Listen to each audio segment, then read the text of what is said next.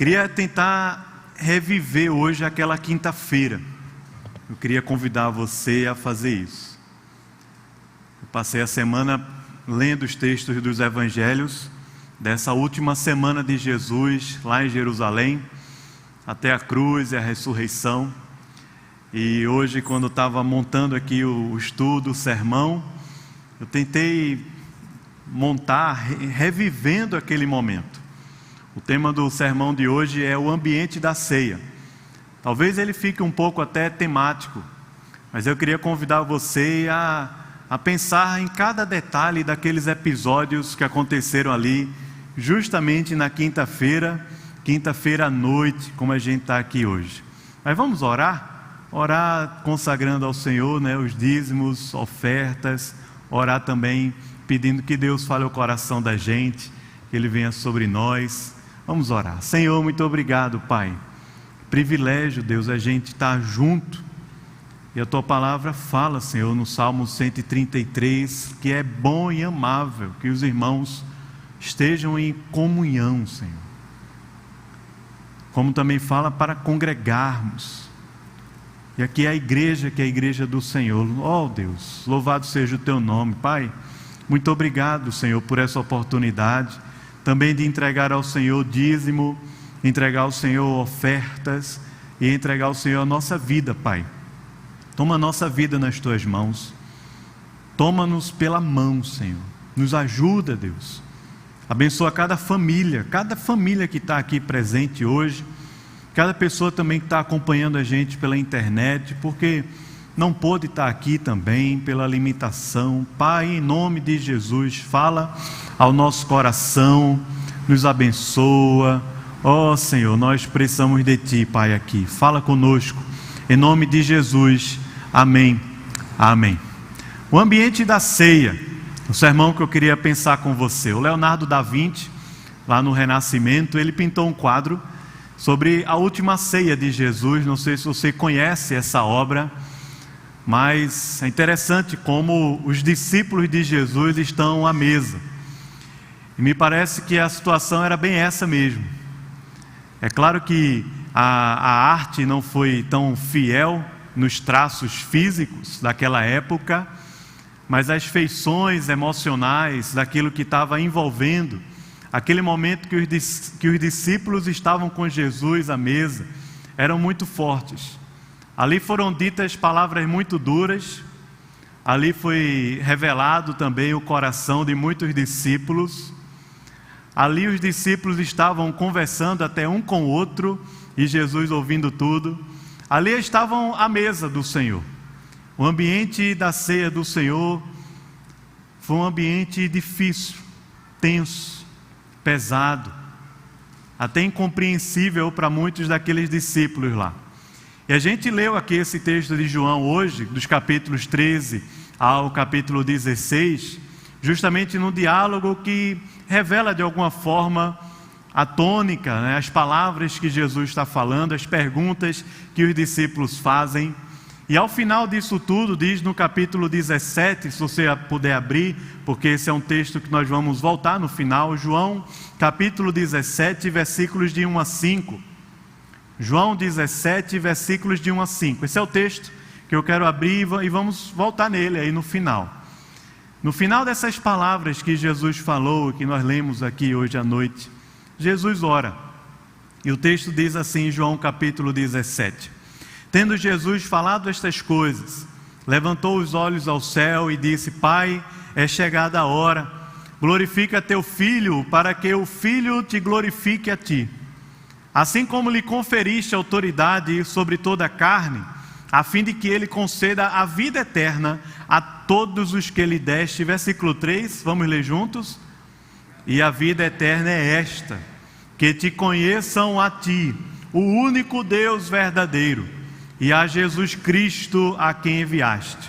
Eu te glorifiquei na terra, consumando a obra que me confiaste para fazer, e agora glorifica-me, ó Pai, contigo mesmo, com a glória que eu tive junto de ti, antes mesmo que houvesse mundo. Amém. Vamos tentar reviver esse momento aqui, se você puder. Primeiro, no capítulo 26 de Mateus, diz o texto que os discípulos foram preparar a Páscoa. Se você puder abrir aí sua Bíblia, dá uma olhada lá. Mateus capítulo 26, versículos 17 ao 19. Uma longa quinta-feira na vida de Jesus e seus discípulos. Nós estamos vivendo até um ano que emendou no outro, né? Às vezes um dia emenda no outro. Não sei se você já teve essa experiência, mas ela é extenuante, é cansativa. Essa quinta-feira, ou na verdade essa semana, ela está toda emendada na vida de Jesus. Se você der uma olhada lá nos evangelhos, você vai ver. Aqui na quinta-feira, essa quinta-feira foi extenuante, cansativa. Foi uma longa quinta-feira.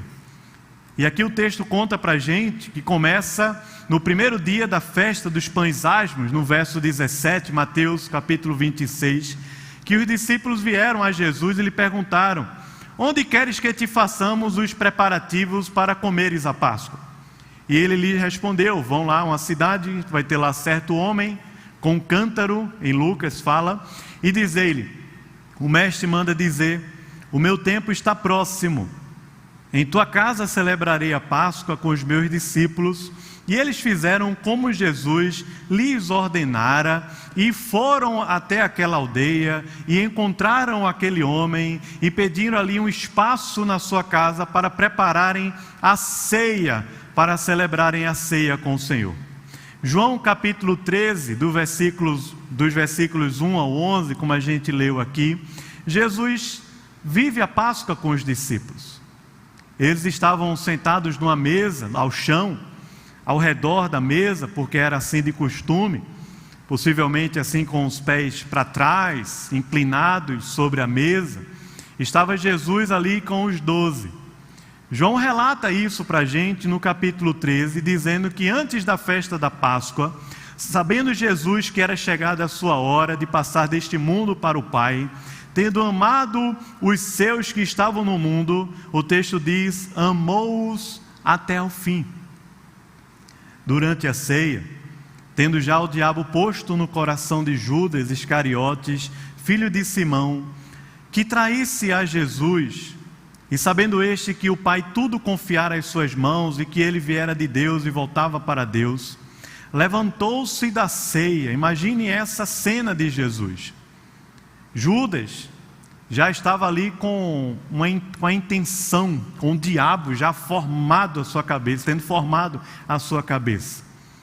Jesus levanta-se. Diz o texto aqui que ele tira a sua vestimenta de cima, ele toma uma toalha, ele pega água na bacia e ele passa a rodear aquela mesa, lavando os pés dos discípulos. Comum, quando se chegava à casa, do servo da casa, lavar os pés dos convidados, dos que chegavam ali, tirando ali a poeira da rua. Jesus, lavando os pés dos discípulos, se encontra com Pedro, e Pedro diz, os meus pés o Senhor não vai lavar. Respondeu-lhe Jesus, se eu não te lavar, não tens parte comigo. Então, o que é que Pedro disse? Você sabe aí o que é que diz? Falou, joga essa água da cabeça aos pés, né? Parece criança, né? Quando não quer fazer alguma coisa, você diz, se não fizer isso, vai perder a televisão. A criança, na hora, ela lava os pratos, faz qualquer coisa. Mas Pedro disse, Senhor, não lava somente os pés não, agora eu quero que o Senhor lave minha mão e lave minha cabeça.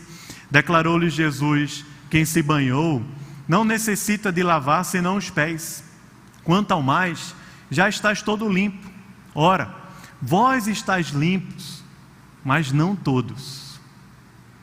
Agora você imagine sentado à mesa de Jesus, ouvindo essas palavras. Vós estáis limpos, mas não todos. Que ambiente é esse, irmão? Imagine você estar numa reunião com um chefe, e lá ele diz assim, está todo mundo comigo, menos uma pessoa. Ou melhor, está todo mundo boa parte aqui está comigo, mas tem alguns que não estão. Qual a pergunta que você faz na sua cabeça? De primeira assim. Rapaz, será que sou eu? Esse é o ambiente da ceia. Então Jesus diz assim, vocês todos estão limpos, mas não todos. Porque Jesus sabia quem era o traidor. Foi por isso que ele disse: nem todos estáis limpos. Versículo 21 ao 30, diz que, ditas estas coisas, em João ainda, no capítulo 13, Jesus se angustiou em espírito e afirmou. Aquele jantar está ficando pesado, irmãos. Não tem uma brincadeira que a gente faz, dizendo assim: quem acha que está tenso a conversa, levanta a mão. Jesus se angustiou completamente. E diz o texto que Jesus começou a falar com eles a respeito da traição. Ele diz: em verdade vos digo, que um dentre vós me trairá. Então os discípulos olharam uns para os outros, sem saber a quem ele se referia. Ora, para a gente é fácil pensar em Judas Iscariotes, porque a gente já conhece a história, não é não? Mas os discípulos estão ali olhando um para o outro e pensando assim: quem será? Será que é fulano? Será que é Beltrano? Manda assim um WhatsApp para o outro, dizendo assim: é tu? A conversa está ficando tensa, irmãos. Tensa, aquela longa quinta-feira. Ora, estava ali chegado, conchegado a Jesus, o próprio João, um dos discípulos a quem ele amava. E Simão Pedro fez um sinal para João, dizendo-lhe: pergunta. Veja a astúcia do apóstolo Pedro, não é não? João está lá assim inclinado, é aquele discípulo amado, mais novo. Pedro, o mais velho, mais experiente, diz assim: João, pergunta. E João pergunta para Jesus. E pergunta: quem é, Senhor? Jesus respondeu: é aquele a quem eu der o pedaço de pão molhado. E Jesus molha o seu pão, tomou, pois, um pedaço de pão, tendo-o molhado, entregou a Judas, o filho de Simão Iscariotes. E após o bocado, imediatamente Satanás entrou nele. Então disse Jesus: o que pretendes fazer, faze-o depressa. Nenhum, porém, dos que estavam à mesa percebeu. Está entendendo, irmão? João perguntou quem é. Ele falou: é aquele que eu der o pão. E ele molha o pão, entrega a Judas. Mas os demais discípulos não perceberam. Não perceberam que era exatamente Judas. Na verdade, pensava que, como Judas carregava a bolsa e ele tinha muita coisa para fazer, pensavam que Judas, porque trazia a bolsa, alguns que Jesus lhe dissera: compra o que precisamos para a festa, ou lhe ordenara que desse alguma coisa aos pobres. Ele, tendo recebido o bocado, aquele pedaço de pão molhado, saiu logo, e o texto diz para a gente: era noite. Marcos relata da seguinte forma essa cena. Diz que no capítulo 14, verso 17 a 21, ao cair da tarde foi com os 12, enquanto estavam à mesa e comeu, Jesus falou: em verdade vos digo que um dentre vós, o que come comigo, me trairá. E eles começaram a entristecer-se e a dizer-lhe um após o outro: sou eu, porventura?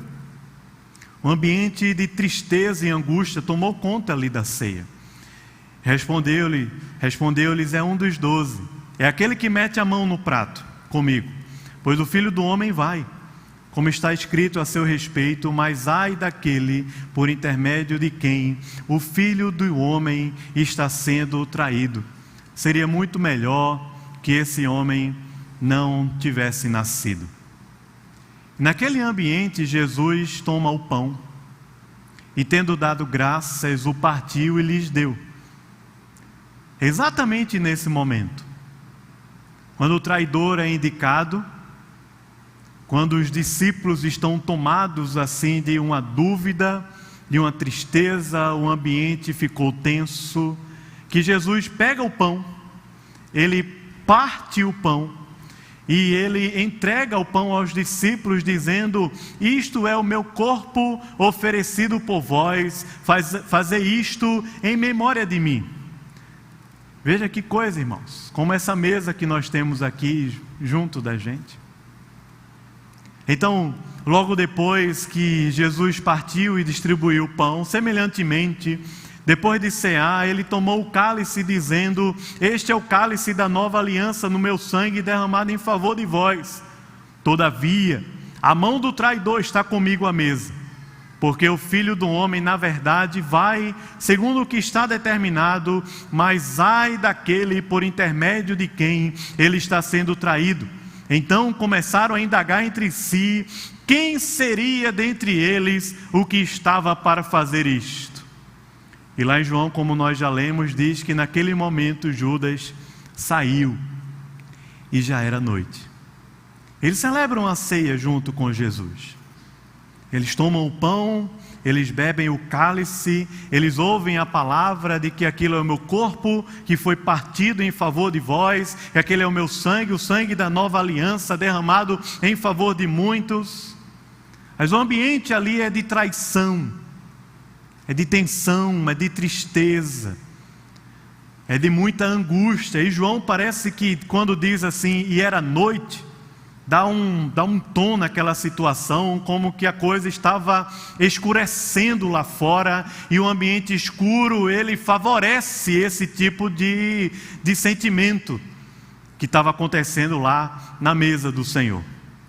Veja que logo que Judas sai, talvez você e eu que já conhecemos a história, pensemos, ufa, finalmente ele saiu. Você já esteve numa situação assim, que a pessoa que mais causava tensão saiu, e quando ela saiu daquele ambiente, você, ufa, graças a Deus. Você já teve ou não? Só que Judas saiu. E depois que Judas saiu, Lucas relata para a gente, no capítulo 22, que os discípulos começaram a discutir entre si sobre quem era o maior. Quando a gente vê a história assim, 2000 anos depois, é fácil, não é? Que a gente pensa, meu Deus, onde é que esses caras estavam com a cabeça? Esses caras completamente perdidos. Então, quando Judas sai para trair Jesus, o ambiente já estava bastante pesado e era noite. Lucas relata para a gente que eles suscitaram uma discussão sobre qual deles parecia ser o maior.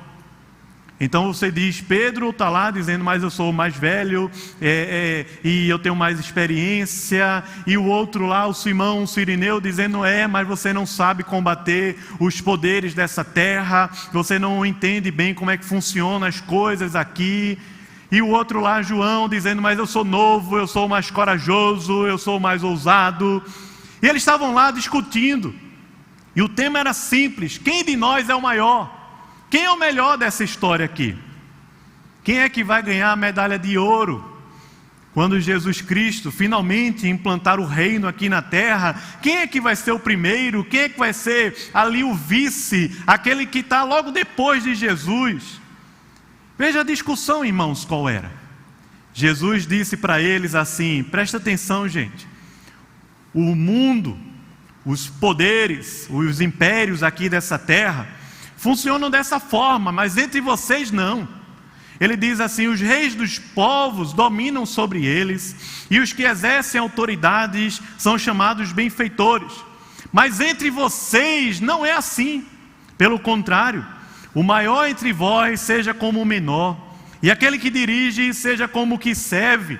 Pois qual é o maior? É aquele que está à mesa ou aquele a quem serve? Porventura, não é quem está à mesa, só que Jesus tinha acabado de lavar os pés deles. Acabado de lavar os pés deles. Acabado de se inclinar ao chão com uma bacia de água e uma toalhinha e está ali lavando os pés dos discípulos. Então Jesus diz assim, pergunta para eles, pois quem é maior? Quem está à mesa ou quem serve? Porventura não é quem está à mesa? Pois no meio de vós eu sou como quem serve. Vós sois os que tendes permanecido comigo nas minhas tentações. Assim como meu Pai me confiou um reino. Presta atenção. Porque Jesus responde para eles dizendo assim, os que dominam, os que têm poder nessa terra, funcionam dessa forma. Entre vocês não é assim. Entre vocês existe um reino. É um reino que o meu Pai me deu e eu confio a vocês. É o reino de Deus, é como ele falou lá no Sermão do Monte, dizendo: buscai, pois, em primeiro lugar, o reino de Deus e a sua justiça, e todas as coisas vos serão acrescentadas. Então ele está dizendo: entre vocês não, porque entre vocês o Pai me deu o reino e eu compartilho e confio para vocês. Mas maior é o que serve nesse reino, que é o reino de Deus, é o reino de Jesus. Então ele diz: para que comais e bebais à minha mesa no meu reino, e vos assentareis em tronos para julgar as 12 tribos de Israel, como o apóstolo Paulo fala em Efésios capítulo 2, que nós em Cristo estamos sentados em lugares celestiais nele. Mas esse é o ambiente da ceia. Quem é o maior? Em Marcos, no capítulo 14, Jesus diz assim, versículo 27, vocês todos se escandalizarão, todos vocês. Vocês ficarão todos perdidos, todos. Logo depois dessa conversa sobre quem era o maior, Jesus agora olha para todos e diz: todos vós vos escandalizareis, porque está escrito: ferirei o pastor, e as ovelhas ficarão dispersas. Mas depois da minha ressurreição, irei adiante de vós para a Galileia. Então Pedro vai lá e fala, e diz assim: ainda que todo mundo aqui, veja o que Pedro faz, diante dos 11, não mais 12, agora diante de 11, ele diz, apontando, eu imagino essa cena assim, dizendo: ainda que todo mundo aqui se escandalize, ainda que todo mundo aqui desista e entregue os pontos e não aguente o tranco, ainda que todo mundo aqui faça isso, eu jamais farei isso. E os discípulos estão lá ouvindo Pedro falar isso, né? E tá bom, Pedro. Ambiente de tensão, porque Pedro, tentando se exaltar, ele põe os seus amigos para baixo. E ele diz assim: eu não sei eles, mas eu estou dentro da parada. Jesus, de uma maneira muito dura e clara, diz assim: Pedro, presta atenção. Em verdade te digo que hoje, nessa mesma noite de quinta para sexta, antes que o galo cante, tu me negarás 3 vezes. Mas ele insistia com mais veemência, dizendo: ainda que me seja necessário morrer contigo, Jesus, ainda que eu venha a perder a minha vida, de modo nenhum te negarei. E quando Pedro fala isso, todo mundo vai junto e diz assim: é isso mesmo, ainda que os que a gente venha a perder a vida, nenhum de nós vai arregar, a gente vai até o fim, mesmo que a gente perca a própria vida. Todos confirmaram isso. Mas a palavra de Jesus é: vocês ficarão todos dispersos e perdidos, todos se escandalizarão, todos se perderão. E ele ainda está à mesa com os discípulos. O texto de Lucas é interessante como ele fala isso para Pedro, porque ele diz assim: Simão, Satanás vos reclamou para vos peneirar como trigo. Simão, o que está para acontecer contigo é que Satanás reclamou a tua vida para sacudir ela como se faz com o trigo. Satanás está no teu calço, Pedro. E ele diz para Pedro assim: presta atenção, porque eu orei por ti, para que a tua fé não desfaleça. Agora, quando te converteres, fortalece os teus irmãos. Ele, porém, respondeu: Senhor, eu estou pronto para ir contigo, tanto para a prisão como para a morte. E Jesus lhe disse: afirmo-te, Pedro, que ainda hoje me negarás 3 vezes, antes que o galo cante. Veja o nível da conversa. O que Jesus está dizendo aos discípulos é: vocês me negarão, vocês se escandalizarão comigo. E quando Pedro se avora para dizer assim que é o corajoso, Jesus fala para ele muito claramente que antes que o galo cante, o próprio o negaria 3 vezes. Mas os discípulos têm uma ideia brilhante, como diz em Lucas capítulo 22, versículos 35 a 38. Os discípulos dizem assim: nós temos 2 espadas. Pode vir o império, pode vir o sinédrio, nós temos aqui 2 espadas.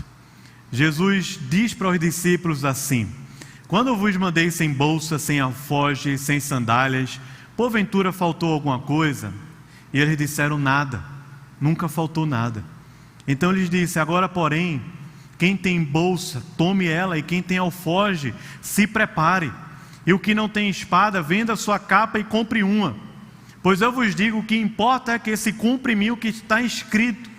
Ele foi contado com os malfeitores, porque o que a mim se refere será cumprido, está sendo cumprido hoje. Então os discípulos disseram a Jesus: Senhor, a gente tem aqui 2 espadas. E a palavra de Jesus é que eu acho aqui interessante. Ele diz: basta. Basta. Já deu.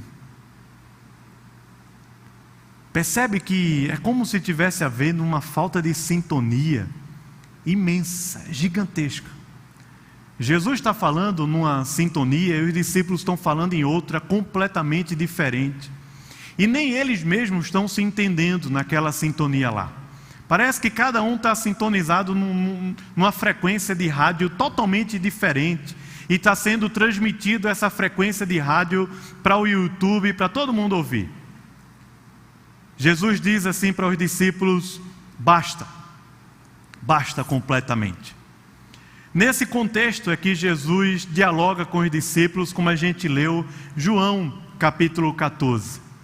Aquele precioso diálogo entre Jesus e os seus discípulos. E veja um pouco, ou lembre um pouco das palavras de Jesus ali e da palavra dos discípulos naquela conversa. Jesus conforta os seus discípulos. É nesse contexto da ceia, é nesse contexto da mesa que Jesus fala para eles assim, como diz no capítulo 14: não se turbe o vosso coração, credes em Deus, creiam também em mim, porque na casa do meu Pai há muitas moradas, muitas. E se assim não for, eu não teria dito. Eu vou preparar lugar para vocês. E quando eu for e vos preparar lugar, eu voltarei e vos receberei para mim mesmo, para que onde eu estou, estejais vós também, e vós sabeis o caminho para onde eu vou. Sabe o que Tomé diz? Ele diz: como assim? Que caminho é esse que eu não conheço? Tomé diz assim: não sabemos para onde vais. Como é que a gente pode saber o caminho? E é João 14, 6, que ele diz: respondeu-lhe Jesus, você pode ler comigo? Eu sou o caminho e a verdade e a vida. Ninguém vem ao Pai senão por mim.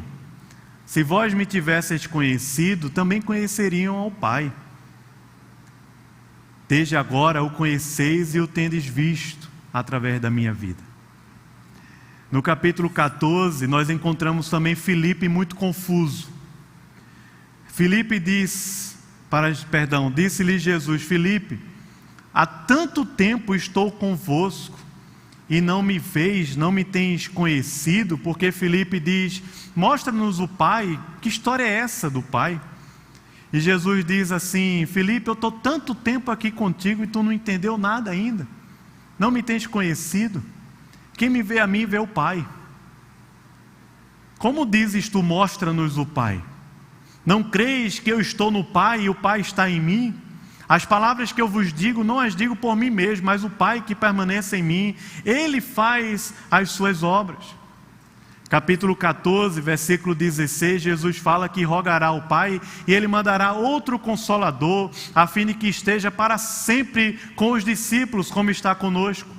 No capítulo 14, verso 20 e 21, diz que naquele dia vós conhecereis que eu estou em meu Pai, e vós em mim, e eu em vós. E aquele que tem os meus mandamentos e os guarda, esse é o que me ama, e aquele que me ama será amado por meu Pai, e eu também o amarei e me manifestarei a ele. Depois dessa palavra, Judas, o outro, não o Iscariote. Judas parece também que está perdido, e Judas diz assim: Senhor, que história é essa que o Senhor vai se manifestar a nós e não ao mundo? Que história é essa, Senhor? Capítulo 15, quando Jesus diz que é a videira e o Pai é o agricultor, ele diz: eu sou a videira, vós os ramos. Quem permanece em mim e eu nele, esse dá muito fruto, porque sem mim nada podeis fazer. E ali Jesus chama aqueles homens de amigos. Amigos. O ambiente era à noite, a discussão era quem era o maior, um tinha saído para traí-lo, Pedro tinha dito que entregaria a vida por ele, Jesus havia dito que todos se perderiam, todos ficariam dispersos. Aqueles homens estavam ali discutindo, cada um numa própria sintonia, na sua própria vida, com a sua própria motivação. E nesse momento da conversa, Jesus se vira para os seus discípulos e diz: vocês são meus amigos. Como diz no capítulo 15, versículo 36, ele fala: ninguém tem maior amor do que este, de dar a alguém a própria vida em favor dos seus amigos. Vocês são meus amigos. Vocês são meus amigos se fazeis o que eu vos mando, porque eu não chamo vocês de servos. O servo não sabe o que faz o seu senhor, mas tenho-vos chamado amigo, porque tudo quanto ouvi de meu Pai vos tenho dado a conhecer. Não fostes vós que me escolhestes a mim, pelo contrário, eu vos escolhi a vós outros e vos designei para que vades e deis fruto, e o vosso fruto permaneça, a fim de que tudo quanto pedirdes ao Pai, em meu nome, Ele vos conceda.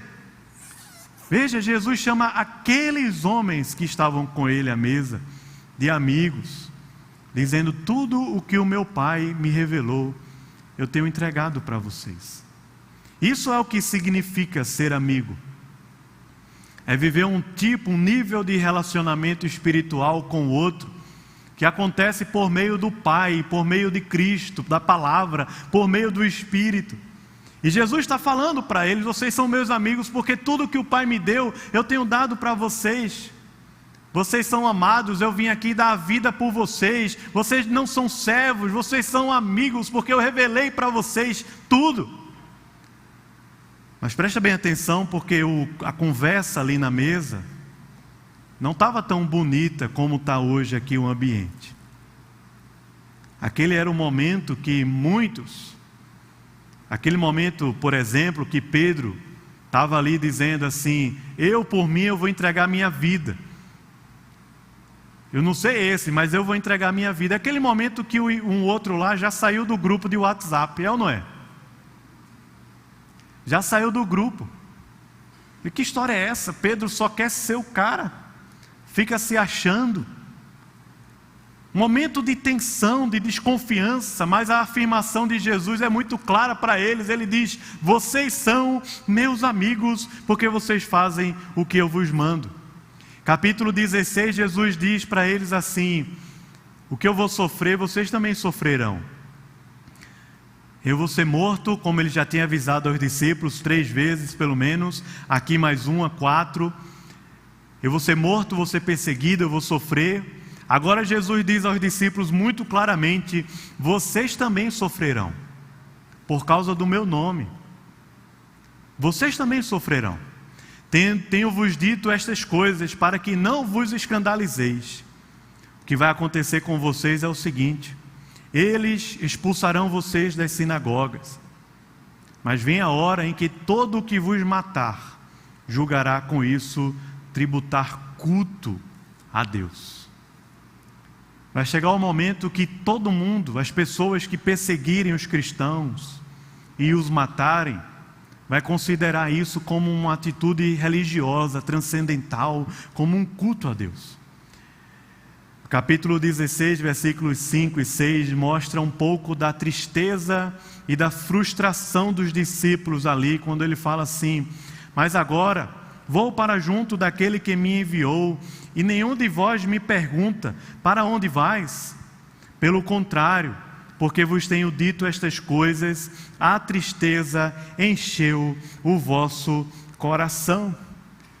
Perceba o que Jesus está falando para os discípulos. Vocês estão tristes porque os seus planos foram frustrados. Vocês não estão nada preocupados com o reino, com a vontade de Deus, com a palavra de Deus, com as promessas de Deus, nada preocupado com isso. Vocês estão tristes quando eu digo que vou para o Pai, porque as suas expectativas, os seus planos foram frustrados. Jesus está falando isso para os discípulos. E é por isso que a tristeza encheu o coração de vocês, como encheu aquele ambiente, o ambiente da ceia. Capítulo 16, versos 7 e 8, ele diz: mas eu vos digo a verdade, ainda que vocês nesse momento estejam tristes, eu vou enviar para vocês um Consolador, que habitando dentro de vocês vai trazer um poder imenso, que é o Espírito Santo da verdade. Então ele diz no verso 17: convém-vos que eu vá, porque se eu não for, o Consolador não virá para vós outros. Se porém eu for, eu vou-lo enviarei. Quando ele vier, convencerá o mundo do pecado, da justiça e do juízo. E no verso 12 e 13 ele diz: tenho ainda muito que vos dizer, mas vós não o podeis suportar agora. Quando porém vier o Espírito da verdade, ele vos guiará a toda a verdade, porque não falará de si mesmo, mas dirá tudo o que tiver ouvido e vos anunciará as coisas que hão de vir. No finalzinho daquela conversa do capítulo 16, os discípulos estão conversando assim num burburinho. Talvez como relata o Leonardo da Vinci na sua obra A Última Ceia. Está um burburinho ali. E alguns dos seus discípulos disseram uns aos outros: que venha a ser isto que nos diz, um pouco e não mais me vereis, e outra vez um pouco e ver-me-eis. E essa história que o Senhor está falando assim, vou para o Pai. Diziam, pois, que venha a ser isso, que história é essa, que coisa é essa, que pouco é esse. Não compreendemos o que quer dizer. Os discípulos estão dizendo para Jesus assim, e veja que eles estão no momento da ceia. Da ceia. Mas eles estão dizendo assim: a gente não está entendendo é nada. Nada. E tem momentos na vida da gente que é assim. As coisas estão tensas. A angústia toma conta da gente. Às vezes até a tristeza toma conta da gente. E a gente não está entendendo é nada. Nada. E os discípulos dizem isso para Jesus. Percebendo Jesus que eles estavam nesse burburinho, perguntou-lhes: indagais entre vós a respeito disto que vos disse? Um pouco e não mais me vereis, e outra vez um pouco e ver-me-eis. Em verdade vos digo que chorareis e vos lamentareis, e o mundo se alegrará. Vós ficareis tristes, mas a vossa tristeza se converterá em alegria. Palavras duras, mas ao mesmo tempo confortantes de Jesus. Mais uma vez no versículo 29 ao 33, disseram os seus discípulos: finalmente agora a gente está entendendo alguma coisa. Agora que falas claramente e não empregas nenhuma figura. Agora vemos que sabes todas as coisas e não precisas de que alguém te pergunte. Por isso cremos de fato que vieste de Deus. E respondeu-lhe Jesus: agora que vocês creem? Credes mesmo agora? Eis que vem a hora e já é chegada em que sereis dispersos, cada um para a sua casa, e vocês me deixarão só. Que palavra dura, irmãos. Não. Jesus está olhando no olho dos seus discípulos, não está gravando um vídeo no YouTube. Vocês me deixarão só.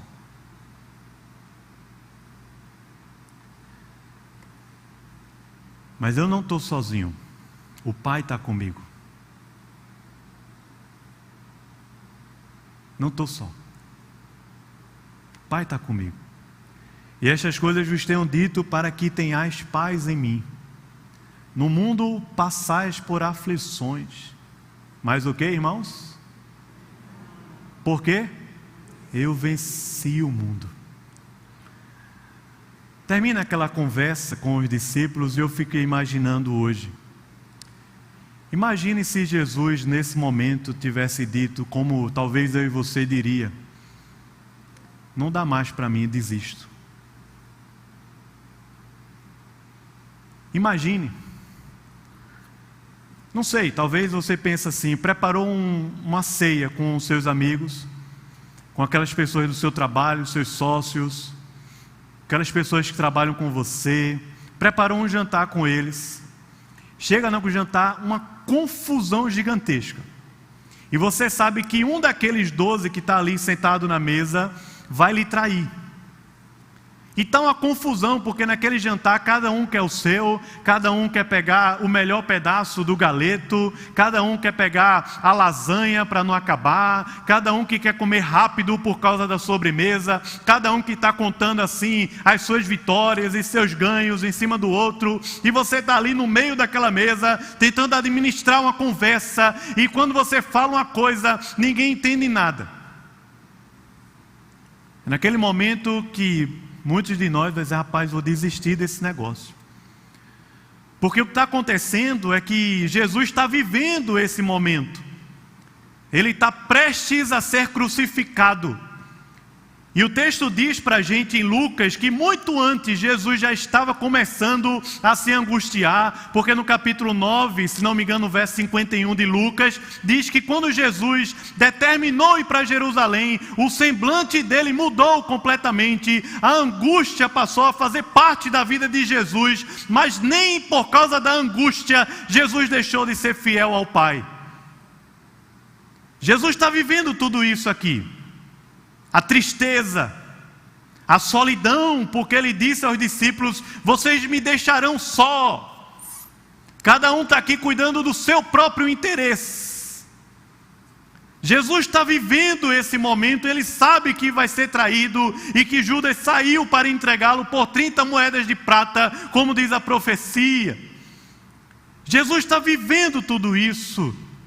Ele ouve os discípulos darem uma grande ideia: nós temos 2 espadas aqui, vamos usar contra os poderes dessa terra. Jesus diz: basta. Imagine se naquela noite Jesus tivesse desistido de tudo. É claro que essa opção não era uma opção, mas não é pecado eu e você imaginarmos isso. Mas depois de tudo isso, Jesus ergue os olhos ao céu e ele ora. Ainda não chegou ao Getsêmani para suar sangue, mas depois de tudo isso, Jesus ora. É quando vem a oração sacerdotal de Jesus. É nesse contexto que vem a oração, como a gente leu, versículos de 1 a 5. É nesse momento que Jesus levanta os olhos aos céus. É num ambiente caótico que Jesus anseia por glorificar o Pai. E ele diz assim: Pai, é chegada a hora, glorifica teu Filho, para que o Filho te glorifique a ti. Percebe, irmãos? É nesse ambiente caótico de solidão, de tristeza, de angústia, que Jesus ora ao Pai, determinado a glorificar o nome do Pai. E ele diz: Pai, chegou o momento certo, agora é chegada a hora, agora glorifica o teu Filho, para que o Filho te glorifique o Pai. É nesse ambiente caótico que Jesus tem um único anseio no coração: glorificar ao Pai. É nesse ambiente caótico que Jesus diz na oração: assim como lhe conferiste autoridade sobre toda a carne, a fim de que ele conceda a vida eterna a todos os que lhe deste. É nesse ambiente que Jesus não desiste de entregar a sua vida, a fim de que os seus discípulos, eu e você, tivéssemos a vida eterna. E ele diz o que é a vida eterna. Ele diz que te conheçam a ti, o único Deus verdadeiro, e a Jesus Cristo, a quem enviaste. É nesse ambiente caótico que Jesus não desiste de entregar a sua vida, a fim de que os seus discípulos tenham a vida eterna. E é nesse ambiente caótico que Jesus glorificou ao Pai, consumando a obra que tinha para fazer. 3 coisas muito simples. Qual é a opção que você tem quando está angustiado, se sentindo só? Sair do WhatsApp? Esbravejar com o mundo sobre as suas revoltas? Você foi traído? Você foi deixado de lado? Você se sentiu só? Você foi abandonado pelos seus amigos? Você já foi mal compreendido? Você já viveu uma angústia a ponto de suar sangue?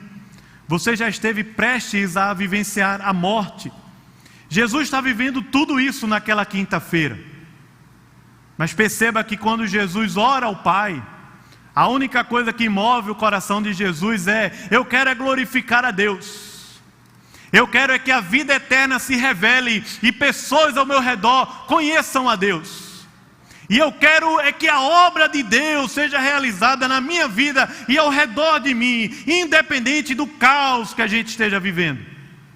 É a pergunta que eu tenho feito desde o início lá do ano passado, março de 2020, quando começou a anunciar um bocado de coisa, que eu fui dormir com a cabeça pesada assim, aperreado, preocupado, mas quando acordei a pergunta que veio no meu coração foi muito simples: o que é que Deus quer da minha vida nesse contexto da pandemia? Como é que Deus quer me usar? Essa é a pergunta e essa é a questão. Jesus está dizendo: Senhor, eu te glorifiquei na terra porque a única coisa que eu tinha para fazer era consumar a obra que o Senhor me confiou para fazer. O que é que Deus quer de nós, irmãos? O que é que Deus quer da nossa vida? E Ele diz: agora glorifica meu Pai contigo mesmo, com a glória que eu tive junto de ti, antes que houvesse mundo. Glorificar ao Pai no ambiente da ceia, fazer o nome do Pai e da vida eterna conhecida, entregando a sua própria vida, fazer a obra que o Pai tinha confiado para ele fazer. Não estava fácil, irmãos. Nenhuma encenação artística consegue representar exatamente o que aconteceu aqui. Talvez você já tenha participado de ambientes pesados, de angústia, já se sentiu rejeitado, talvez até dentro da sua própria família, e sabe que essas coisas doem lá dentro. A tristeza, a angústia e a solidão eram 3 características daquela mesa que Jesus estava com os discípulos, partindo o pão e bebendo o cálice. Imagine se Jesus tivesse desistido. Desistido de tudo. Mas ele não desistiu. E logo que saiu daquele lugar com os discípulos, foi ao Getsêmani orar. E quando veio de manhãzinha, ou ao cair da noite, já na madrugada, Judas vai lá, dá um beijo em Jesus. Jesus é preso. A gente vai estudar isso amanhã, às 9h da manhã. Eu queria que você tentasse de alguma forma, se teletransportar para aquela noite de quinta-feira. Talvez você esteja aqui me ouvindo, nem precisa se teletransportar, porque a solidão, a angústia e a tristeza já tomaram conta do seu coração. Mas você pode orar como Jesus orou. Orar comigo aqui. A gente tem vivido um período de tantas mortes. A morte está rondando a nossa casa. Está rondando o nosso país. E eu me lembrei essa semana de Romanos 5. Imagine só. Eu não sei quantas pessoas vai ser divulgado que que morreu hoje por causa da Covid, só por causa da Covid, porque muito mais pessoas morrem no mundo a cada dia, mas talvez 2, 3, 4 mil, não sei.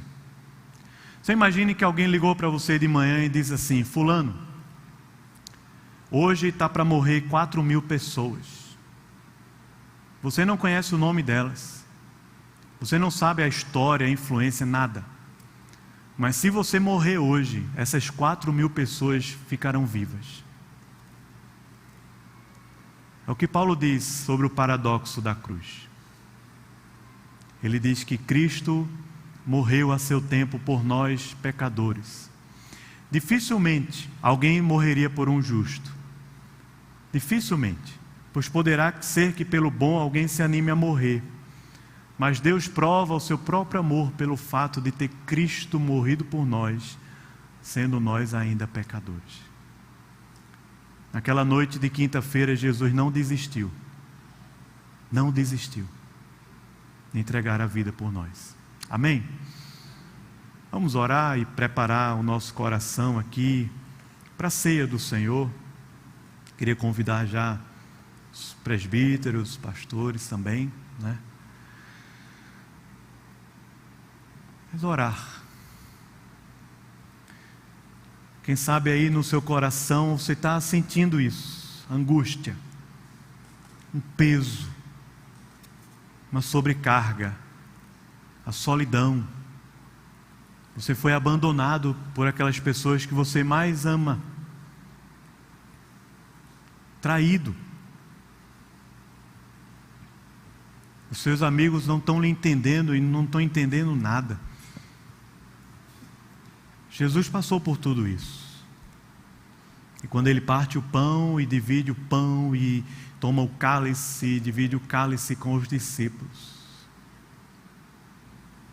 dizendo: é o meu corpo, é o meu sangue. Jesus está cumprindo a promessa de Isaías, dizendo que Ele verá o fruto do penoso trabalho de sua alma e ficará satisfeito. Por isso eu quero convidar você a, vivendo isso, essa extenuante quinta-feira na vida de Jesus, a entregarmos o nosso coração diante do Senhor, a renovarmos os nossos votos de amor, de lealdade, de fidelidade a Ele. E a crermos que mesmo quando o negamos como Pedro, ainda assim Jesus olha nos nossos olhos com o coração cheio de amor, cheio de compaixão, e nos acolhe de volta, e nos recebe de volta, e nos usa novamente, e nos abençoa. Senhor, nosso Deus, nosso Pai, oh Deus, o que é que a gente pode dizer, Senhor, numa hora dessas? A gente nem estava lá naquela quinta-feira, Senhor. Como João diz no seu Evangelho, tem tanta coisa ainda que não foi escrita. Cada palavra que o Senhor disse naquela mesa, Senhor, cada olhar, cada conversa. Oh Deus, queremos aqui clamar: Senhor, tenha misericórdia da nossa vida. E nos põe, Senhor, no caminho da oração, da entrega, Deus, como o Senhor Jesus mesmo fez. Glorifica o Teu nome na nossa vida. Faz o Teu nome conhecido na terra através de nós. Faz a Tua obra, Senhor, ser consumada, Senhor, na nossa vida também. Por amor do Teu nome, Senhor, e para a glória do Teu nome, Pai. Nos abençoa também, Senhor, quando vamos tomar a ceia, Deus. Ministra, Pai, a Tua graça, o Teu amor, o Teu acolhimento ao nosso coração. A mesa do Senhor, a mesa dos amigos. Louvado seja o Teu nome, Deus, louvado seja o Teu nome. Em nome de Jesus. Amém.